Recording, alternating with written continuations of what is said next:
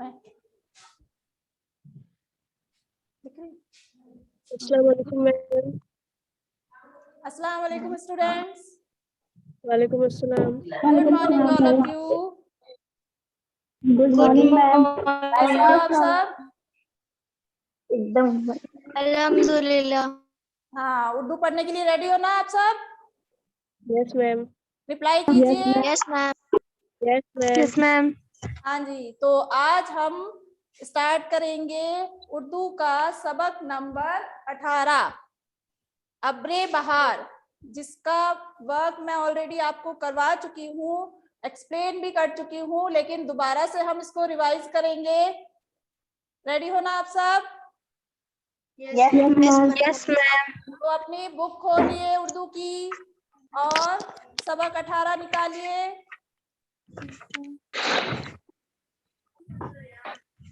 निकाला आपने?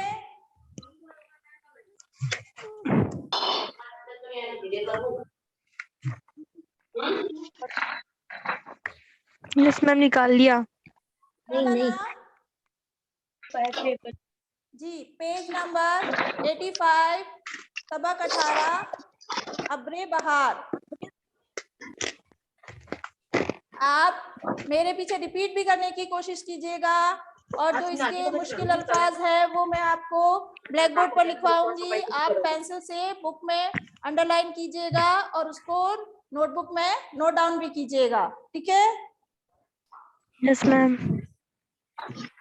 मस्ती लुटा रही हैं बढ़ती हुई घटाएं, जंगल से आ रही हैं क्या मद भरी हवाएं, इस दौर की हवा को ने रंगी फिजा को मैं का असर दिया है अब्रे बहार तूने।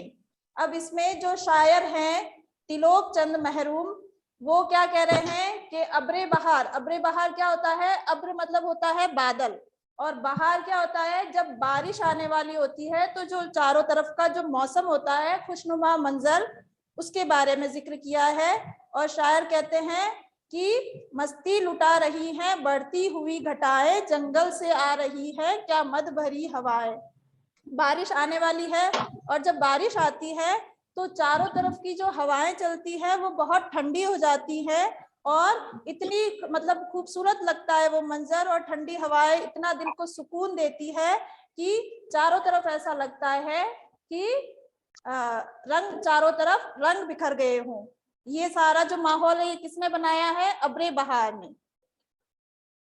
रंगी है सहन गुलशन सहरा जमर्द है, हर शाख गुल बद अमन शबनम से गौहरी हैं, गुलशन को जंगलों को खेतों को वादियों को गुंजे गहर दिया है अब्रे बहार तूने। अब इसमें जो इसके शायर हैं वो कह रहे हैं कि चारों तरफ का जो गुलशन है वो खुशनुमा हो गया है, खूबसूरत हो गया है, और जो जंगल है वो पूरा हरा भरा हो गया है, और हर शाख पर, हर मतलब जो पेड़ पौधों की जो डालियां हैं वो, उन पर जो शबनम की, मोतियों की जो बूंदें गिरी हैं वो बहुत ज्यादा खुशनुमा लग रही हैं, और ऐसा लग रहा है जैसे मोती गिर रहे हों।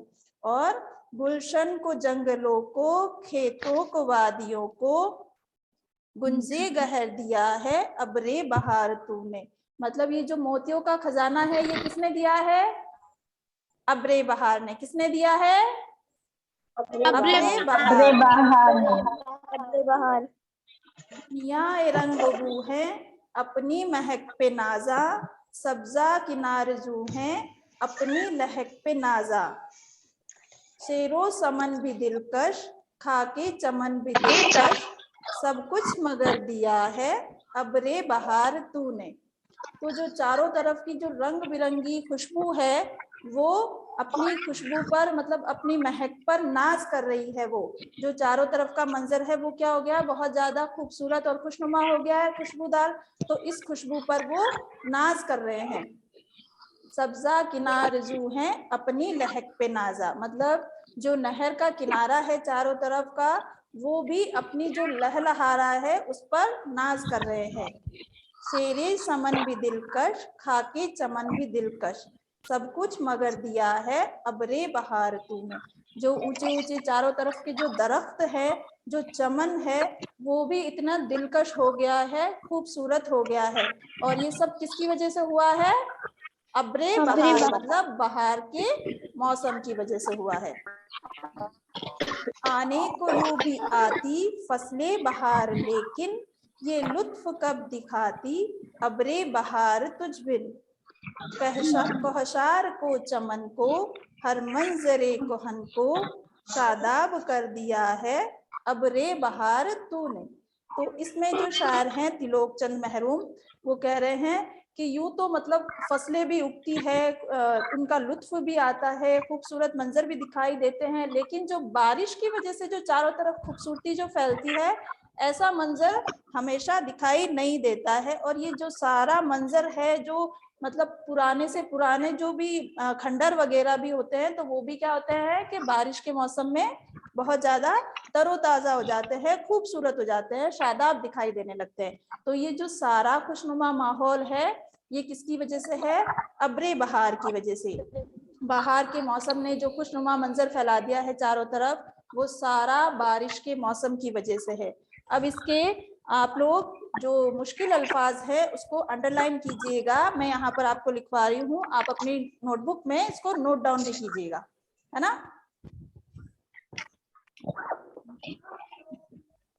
सबसे फर्स्ट है नैरंगी।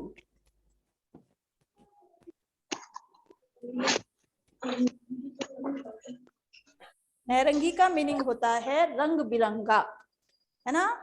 उसके बाद में सेकंड है इसका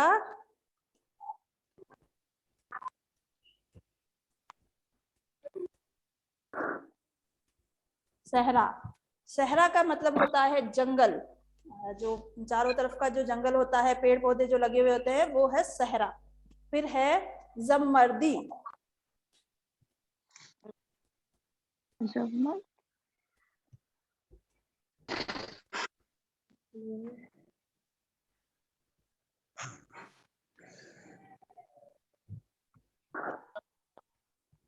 जममर्दी का मतलब है मोतियों से भरा हुआ। आप सब इसको नोट डाउन भी करते जाइएगा, अंडरलाइन कीजिएगा अपनी बुक में, और नोटबुक में लिखते भी जाइएगा साथ में।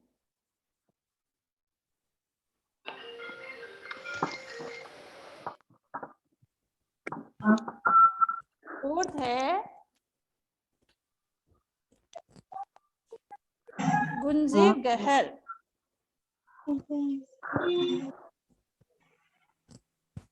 गुंजे गहर का मतलब होता है मोतियों का खजाना। लिख रहे हैं ना आप सब? Yes ma'am. हाँ जी। Yes ma'am. लिखिएगा, अपने सबक का नाम लिखिएगा, आज की डेट लगाइएगा, और ऊपर हेडिंग लगाइएगा मुश्किल अल्फाज, और इसको नोट डाउन कीजिएगा।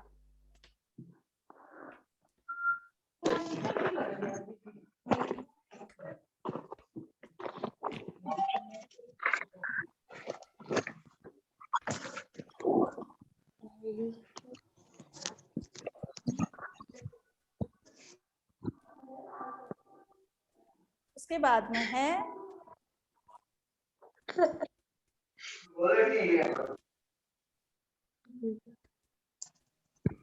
रंगोबू। रंगोबू का मीनिंग है मतलब रंग और खुशबू वाली दुनिया। फिर है नाजा, मतलब नाजा मतलब नाज करना, है ना। उसके बाद में है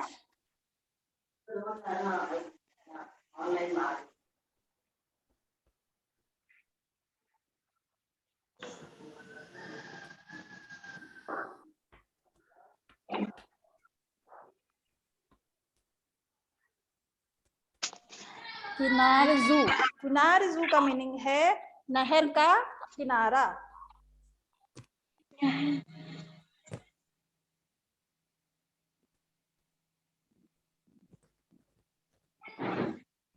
फिर है सरोसमन। सरोसमन का मतलब होता है बहुत ऊंचा दरख्त।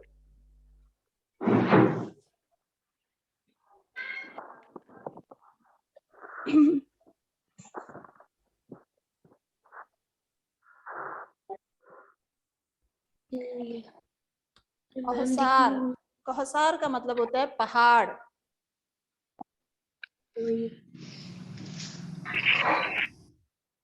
अभी कौन आ गया?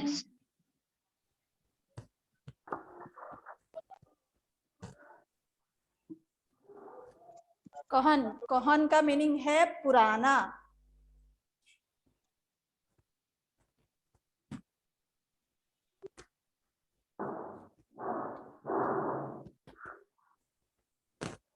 शादाब, शादाब का मीनिंग है तरोताजा।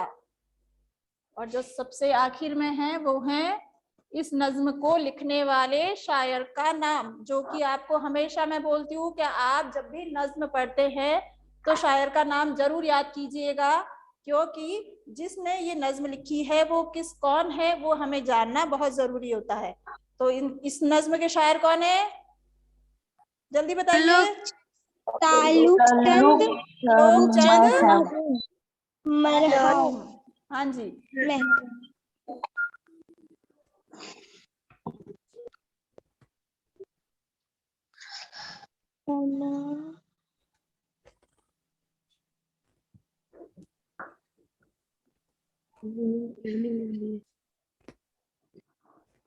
ये है इनके शायर। ये नज्म जो भी है आपने इसको अच्छे से सुना है, मैंने एक्सप्लेन भी किया है, आप इसको वापस से दोबारा से पढ़िएगा। जो भी ये मुश्किल अल्फाज लिखवाए हैं मैंने उसको आप याद कीजिएगा अच्छे से, इसकी मीनिंग भी याद कीजिएगा। और जब आप नेक्स्ट क्लास में आएंगे तो मैं आपको इसके आगे का बताऊंगी। और इसके बाद वाली जो आपकी क्लास चलेगी वो चलेगी संस्कृत की। तो जो भी संस्कृत पढ़ने वाली गर्ल्स है वो आप कंटिन्यू कीजिएगा, और बाकी उर्दू की क्लास को आज हम यहीं स्टॉप करेंगे, ठीक है मैम? अस्सलाम वालेकुम। तैयबा क्या कह रहे हैं आप? अस्सलाम वालेकुम मैम। वालेकुम अस्सलाम। जी आपने सुना जो भी मैंने अभी समझाया, एक्सप्लेन किया, जो भी आप लोगों ने अच्छे से नो सुना? मैम, मेरे पासवर्ड नहीं लग रहा था, इतनी देर से ट्राई कर रही हूँ। तो अब बेटा आपके अगर आपने अब ज्वाइन किया है तो आप ऐसा कीजिएगा कि YouTube पर इसका वीडियो आ जाएगा, आप उसको अच्छे से सुनिएगा और फिर समझिएगा। Yes ma'am. है ना? Yes ma'am. ठीक है। तो अब नेक्स्ट क्लास संस्कृत की होगी, तो जो भी संस्कृत पढ़ने वाली गर्ल्स है वो ज्वाइन कर लीजिए, ठीक है? ओके, अल्लाह हाफिज। मैम मेरा क्वेश्चन था।